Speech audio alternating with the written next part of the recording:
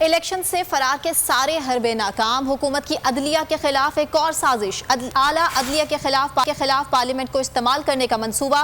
قومی اسمبلی کی استحقاق کمیٹی کے ذریعے اعلیٰ عدلیہ کی 3 اہم شخصیات کو نوٹس جاری کیے جائیں گے۔ اتحادی جماعتوں کے اجلاس میں فیصلہ، سیاسی جماعتوں سے مذاکرات کے لیے بھی پارلیمنٹ کا فورم استعمال کرنے کا فیصلہ کر لیا۔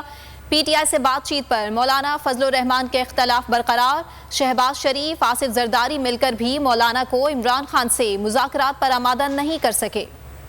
ہوائے نفس کی ہے حکمرانی، لٹیرا کر رہا ہے پاسبانی۔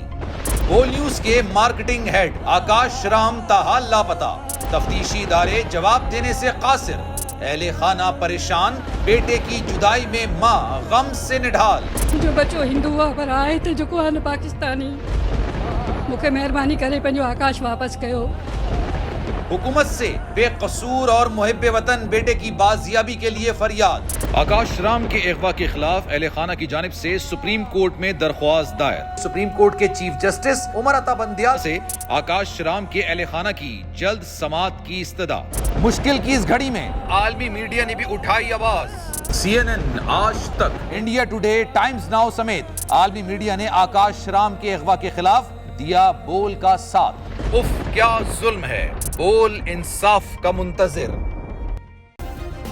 سبسکرائب کریں اور بیل دبائیں تاکہ کوئی خبر رہ نہ جائے۔